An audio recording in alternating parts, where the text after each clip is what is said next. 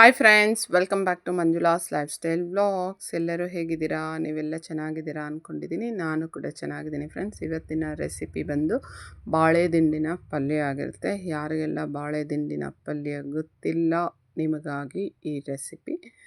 ಬನ್ನಿ ಹೇಗೆ ಮಾಡೋದು ಅಂತ ನೋಡೋಣ. ತುಂಬ ಈಸಿ, ಟೇಸ್ಟಿ ಆ್ಯಂಡ್ ಹೆಲ್ದಿ ಕೂಡ.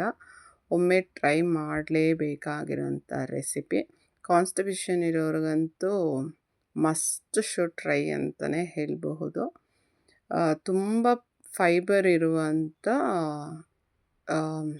ಈ ಪಲ್ಯ ತುಂಬ ಹೆಲ್ದಿ ಅಂತಲೇ ಹೇಳಬಹುದು. ಒಮ್ಮೆ ಟ್ರೈ ಮಾಡಿ ಫ್ರೆಂಡ್ಸ್. ಯಾರೆಲ್ಲ ಮಾಡಲಿಕ್ಕೆ ಬರಲ್ಲ ಅವರೆಲ್ಲ ಈ ವಿಡಿಯೋ ನೋಡಿಕೊಂಡು ಮಾಡಿ. ಗೊತ್ತಿರೋರಿಗೆ ನಾನೇನು ಹೇಳೋಕ್ಕೋಗಲ್ಲ, ಯಾಕಂದರೆ ಎಲ್ಲರೂ ಒಂದೊಂದು ಸ್ಟೈಲಲ್ಲಿ ಮಾಡ್ತಾರೆ. ನೋಡಿ, ಆದರೆ ಟ್ರೈ ಮಾಡಿ, ಗೊತ್ತಿದ್ದರೆ ಇಗ್ನೋರ್ ಮಾಡಿ. ಬನ್ನಿ ಹೇಗೆ ಮಾಡೋದು ಅಂತ ನೋಡೋಣ. ನೋಡಿ ಫ್ರೆಂಡ್ಸ್, ಇದೇ ಬಾಳೆ ದಿಂಡು. ಇದು ನಮ್ಮ ಗಿಡದ್ದೇ ಬಾಳೆ ಗಿಡ ಹಾಕಿದ್ವಿ, ಅದರದ್ದೇ ಇದು. ಕಟ್ ಮಾಡಿದಾಗ ಈ ಬಾಳೆ ದಿಂಡನ್ನು ತೊಗೊಂಡಿರೋಂಥದ್ದು. ಈ ಬಾಳೆ ದಿಂಡಲ್ಲಿ ಇರೋವಂಥ ಆ ದಿಂಡುಗಳನ್ನೆಲ್ಲ ತೆಗೆದ್ರೆ ಒಳಗಡೆ ನಮಗೆ ಈ ಥರ ಸಿಗುತ್ತೆ. ಇದನ್ನು ನೋಡಿ, ಹಿಂಗಿರುತ್ತೆ. ಇಷ್ಟುವರೆಗೂ ಔಟ್ಸೈಡ್ ಇರೋವಂಥದ್ದು ಎಲ್ಲ ಪದರಗಳನ್ನ ತೆಗೆದು ಬಿಡಬೇಕು.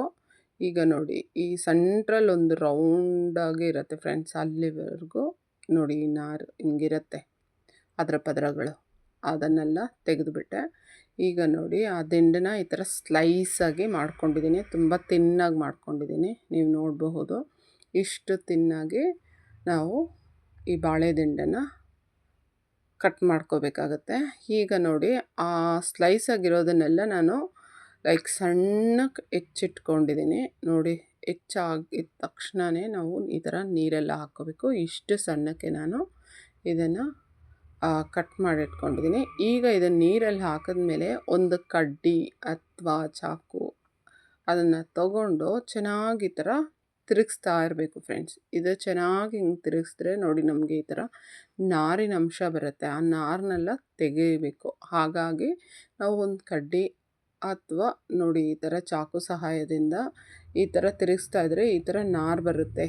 ಈಗ ಇದನ್ನು ಆ ನಾರನ್ನ ತೆಗೆದು ಚೆನ್ನಾಗಿ ಅದನ್ನೆಲ್ಲ ಬಿಡಿಸ್ಕೊಂಡು ಆ ನಾರನ್ನ ತೆಗೆದು ಹಾಕಬೇಕು. ಇದೇ ಥರ ನಾವು ಒಂದು 4-5 ಸರಿ ಮಾಡಬೇಕಾಗುತ್ತೆ. ಇದೇ ಸ್ವಲ್ಪ ಕಷ್ಟದ ಪ್ರೊಸೀಜರು, ಆದರೆ ನಮ್ಮ ದೇಹಕ್ಕೆ ಇದು ತುಂಬ ಒಳ್ಳೆಯದು, ಆರೋಗ್ಯಕ್ಕೆ ಅಂತಂದಾಗ ನಾವು ಇದು ಒಂದು ಸ್ವಲ್ಪ ಕಷ್ಟಪಡಬೇಕಾಗತ್ತೆ. ಕಷ್ಟಪಟ್ಟರೆ ಅಲ್ವಾ ಸುಖ. ನೋಡಿ, ಈಗ ಈ ಥರ ನಾರು ಬರುತ್ತೆ, ಇದನ್ನೆಲ್ಲ ತೆಗೆದು ಬಿಡಬೇಕು. ಈ ಥರ ಒಂದು 5-6 ಸತಿ ಮಾಡಿದ ತಕ್ಷಣ ನೀವು ಈ ಬಾಳೆ ದಿಂಡನ್ನು ತೊಳಿತಾ ಇರುವಾಗಲೇ ನಿಮಗೆ ಆ ಥರ ನಾರು ಸಿಗ್ತಾ ಇಲ್ಲ ಅಂದರೆ ಫುಲ್ಲಾಗಿ ನೀವು ನಾರು ತೆಗೆದಿದ್ದೀರಾ ಅಂತ ಅರ್ಥ. ಓಕೆನಾ? ನೋಡಿ, ನಾನಿನ್ನೂ ಮಾಡ್ತಾಯಿದ್ದೀನಿ. ಮತ್ತು ನಾರಿನಂಶ ಸಿಗುತ್ತಾ ಅನ್ನೋದಕ್ಕೆ ಈ ಥರ ಮಾಡಿದೆ. ನೋಡಿ, ಇವಾಗ ಇಲ್ಲ, ಸ್ವಲ್ಪ ಬಂತು, ಆದರೂ ಮತ್ತೆ ಇನ್ನೊಂದು ಸತಿ ಮಾಡಿದೆ ನಾನು. ಈಗ ಈ ದಿಂಡಲ್ಲಿ ಇರೋ ನಾರನ್ನೆಲ್ಲ ನಾನು ತೆಗೆದಾಯಿತು. ಈಗ ಇದು ಕರೆಕ್ಟಾಗಿ ಇದೆ. ಈಗ ನಾವು ಇದನ್ನು ಪಲ್ಯಕ್ಕೆ ಯೂಸ್ ಮಾಡ್ಕೋಬೋದು. ಮತ್ತು ಈಗ ಪಲ್ಯ ಹೇಗೆ ಮಾಡೋದು, ಇದು ತುಂಬ ಈಸಿ ಪ್ರೊಸೀಜರ್ ಫ್ರೆಂಡ್ಸ್. ಏನೂ ತಲೆ ಕೆಡಿಸ್ಕೊಳ್ಳೋ ಅಷ್ಟೇ ಇಲ್ಲ. ನಾನೀಗ ಮಾಡ್ತಾ ಇರೋಂಥ ಪಲ್ಯ ತುಂಬ ಈಸಿ. ಅಡುಗೆ ಬರದೇ ಇರೋರು ಸಹ ಈ ವಿಡಿಯೋನ ನೋಡಿಕೊಂಡು ಮಾಡ್ಬೋದು, ಅಷ್ಟು ಈಸಿಯಾಗಿರುತ್ತೆ.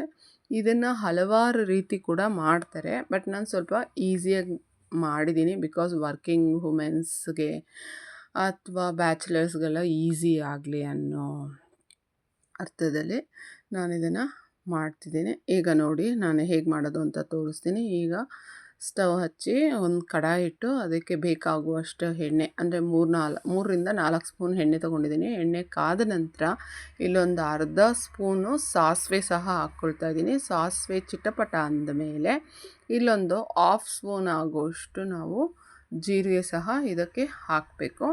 ಈಗ ನಾನು ಇದಕ್ಕೆ ಒಂದು 1/2 ಸ್ಪೂನ್ ಆಗುವಷ್ಟು ಜೀರಿಗೆನ ಹಾಕ್ಕೊಳ್ತಾ ಇದ್ದೀನಿ. ಜೀರಿಗೆ ಹಾಕ್ಕೊಂಡಾದಮೇಲೆ ಇದಕ್ಕೆ ನಾನು ಹಸಿಮೆಣ್ಸಿನ ಖಾರಕ್ಕೆ ತಕ್ಕಷ್ಟು ನೀವು ಹಾಕ್ಕೊಳ್ಳಿ.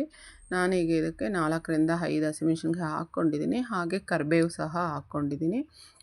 ಈಗ ಇದಕ್ಕೆ ಕಡಲೆಬೇಳೆ ಮತ್ತು ಉದ್ದಿನಬೇಳೆನ ನೀವು ಒಂದೊಂದು ಸ್ಪೂನ್ ಆಗೋಷ್ಟು ಹಾಕ್ಕೋಬಹುದು.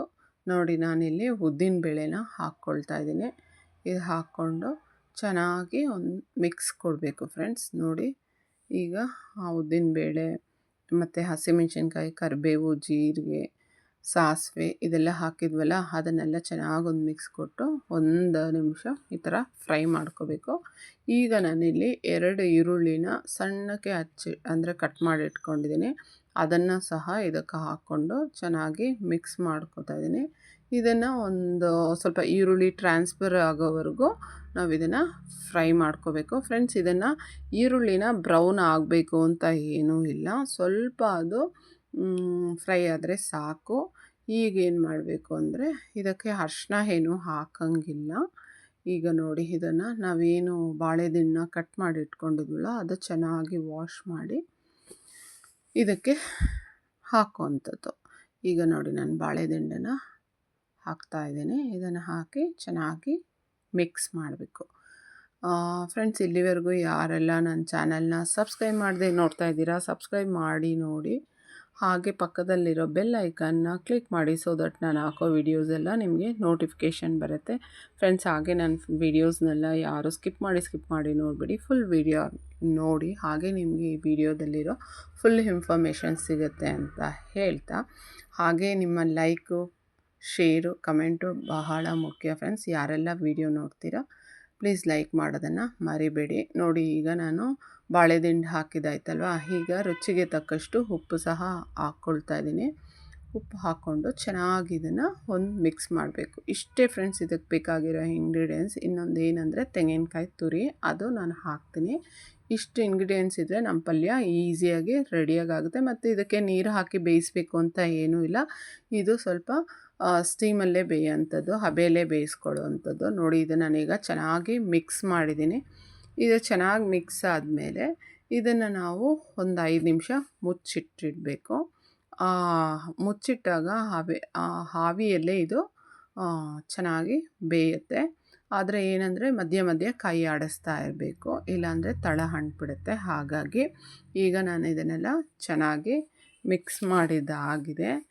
ಇವಾಗ ಇದನ್ನು ನಾವು ಕ್ಲೋಸ್ ಮಾಡಿ ಇಡಬೇಕು. ನಾನು ಇದನ್ನು ಒಂದು 5 ನಿಮಿಷಕ್ಕೆ ನಾನು ಇದನ್ನು ಕ್ಲೋಸ್ ಮಾಡಿ ಇಡ್ತೀನಿ. ಮತ್ತು ಮಧ್ಯೆ ಕೈ ಆಡಿಸ್ತಾ ಇರಬೇಕು. ಆಗ ಈ ಪಲ್ಯ ತಳ ಅಂಟಲ್ಲ. ಹಾಗಾಗಿ ಈಗ ನೋಡಿ ನಾನು ಇದು ತೆಂಗಿನಕಾಯಿ ತುರಿ, ಹಸಿ ತೆಂಗಿನಕಾಯಿ ತುರಿ ಇದೆಯಲ್ಲ, ಇದೊಂದು ಅರ್ಧ ಹೋಳಾಗೋಷ್ಟು ತುರಿದಿಟ್ಟಿದ್ದೆ. ಅದನ್ನು ಸಹ ನಾನು ಇದಕ್ಕೆ ಮಿಕ್ಸ್ ಮಾಡ್ಕೊತಾ ಇದ್ದೀನಿ. ಈ ಬಾಳೆದಿಂಡಿನ ಪಲ್ಯಕ್ಕೆ ಸ್ವಲ್ಪ ಕಾಯಿ ತುರಿ ಜಾಸ್ತಿ ಹಾಕಿದರೆ ತುಂಬ ಟೇಸ್ಟಾಗಿರುತ್ತೆ ಫ್ರೆಂಡ್ಸ್. ಹಾಗಾಗಿ ಸ್ವಲ್ಪ ಕಾಯಿ ತುರಿ ಹೆಚ್ಚಿಗೆ ಇಡ್ಸುತ್ತೆ.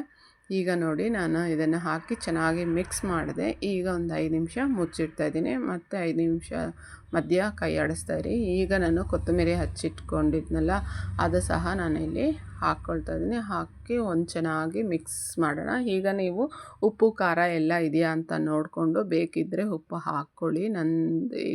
ನಾನು ಮಾಡಿರೋಂಥ ಪಲ್ಯ ಇಲ್ಲಿ ಉಪ್ಪು ಖಾರ ಎಲ್ಲ ಕರೆಕ್ಟಾಗಿತ್ತು. ಹಾಗಾಗಿ ಮತ್ತೆ ನಾನು ಮಿಕ್ಸ್ ಮಾಡಿ ಇದನ್ನು ಇನ್ನೊಂದು 2 ನಿಮಿಷ ಬೇಯಲಿಕ್ಕೆ ಇಡ್ತೀನಿ ಅಷ್ಟೇ. ಇದು ಬೇಗನೆ ಬೆಂದ್ಬಿಡುತ್ತೆ ಮತ್ತು ತುಂಬ ಈಸಿ. ನೀರು ಮಾತ್ರ ಹಾಕಕ್ಕೆ ಹೋಗಬೇಡಿ. ಈಗ ನೋಡಿ ಮತ್ತೆ ನಾನು ಮುಚ್ಚಿಟ್ಟೆ. ಇನ್ನೊಂದು 5 ನಿಮಿಷ ಮುಚ್ಚಿಡ್ತೀನಿ. ಮಧ್ಯೆ ಕೈ ಆಡಿಸ್ತಾ ಇರ್ತೀನಿ. 1 ನಿಮಿಷ 2 ನಿಮಿಷ ಆದಾಗ ಈಗ ನೋಡಿ ಮತ್ತೆ ತೆಗೆದ್ಬಿಟ್ಟು ನೋಡೋಣ, ನಮ್ಮ ಪಲ್ಯ ರೆಡಿಯಾಗಿದೆ. ಈಗ ಇದನ್ನು ಸರ್ವ್ ಮಾಡಿದರೆ ಪಲ್ಯ ಆಗೋಯ್ತು ಫ್ರೆಂಡ್ಸ್. ಇದಂತೂ ನಿಜವಾಗ್ಲೂ ಹೇಳ್ತೀನಿ, ಗಂಡು ಮಕ್ಕಳಿಗೆ ತುಂಬ ಒಳ್ಳೆಯದು. ನಮ್ಮ ದೇಹದಲ್ಲಿ ಬೇಡದೇ ಇರೋ ಅಂಥ ಕಸನೆಲ್ಲ ಈ ನಾರಿನ ಅಂಶ ಇದರಲ್ಲಿ ಜಾಸ್ತಿ ಇರೋದ್ರಿಂದ ಈ ಪಲ್ಯ ಸೇವನೆ ಮಾಡಿದರೆ ನಾರಿನ ಅಂಶ ಜಾಸ್ತಿ ಇರೋದ್ರಿಂದ ಹೊಟ್ಟೆ ಒಳಗಡೆ ಇರೋ ಗಲೀಜನ್ನೆಲ್ಲ ಕರ್ಕೊಂಡು ಬರೋಕ್ಕೆ ಸಹಾಯ ಮಾಡುತ್ತೆ ಅಂತಲೇ ಹೇಳಬಹುದು. ನೋಡಿ ಈಗ ಹೇಗಾಗಿದೆ ಅಂತ ತೋರಿಸ್ತೀನಿ. ಇಷ್ಟೇ ಫ್ರೆಂಡ್ಸ್, ಇದು ಆವಿಯಲ್ಲೇ ಚೆನ್ನಾಗಿ ಬೆಂದಿದೆ. ಈಗ ಇದನ್ನು ಸರ್ವ್ ಮಾಡೋದು ಫ್ರೆಂಡ್ಸ್. ದಯವಿಟ್ಟು ನನ್ನ ವೀಡಿಯೋಸ್ ಯಾರೆಲ್ಲ ನೋಡ್ತೀರಾ ಲೈಕ್ ಮಾಡೋದನ್ನು ಮರಿಬೇಡ. ನಿಮ್ಮ ಒಂದು ಲೈಕು ಬಹಳ ಮುಖ್ಯ ಆಗುತ್ತೆ. ಯಾಕೆ ಅಂದರೆ ಇನ್ನೂ ಒಂದು 10-6 ಜನಕ್ಕೆ ನನ್ನ ವೀಡಿಯೋಸ್ ರೀಚ್ ಆಗುತ್ತೆ. ಹಾಗಾಗಿ ಮತ್ತು ಲೈಕಿಗೆ ಯಾವುದೇ ರೀತಿಯ ದುಡ್ಡು ಕಟ್ಟಾಗಲ್ಲ ಫ್ರೆಂಡ್ಸ್. ನೀವು ಹ್ಯಾಪಿಯಾಗಿ ಈ ವಿಡಿಯೋ ನೋಡಿ. ಈ ವಿಡಿಯೋ ರಿಲೇಟೆಡು ಕಮೆಂಟ್ಸ್ ಹಾಕಿ ಹಾಗೆ ಲೈಕ್ ಮಾಡೋದನ್ನು ಮರಿಬೇಡಿ. ಇದಾಗಿತ್ತು ಇವತ್ತಿನ ವಿಡಿಯೋ. ಮತ್ತೊಂದು ವಿಡಿಯೋದಲ್ಲಿ ಸಿಗೋಣ ಅಂತ ಹೇಳ್ತಾ ಅಲ್ಲಿವರೆಗೂ bye from Manjula's lifestyle vlogs. Bye friends.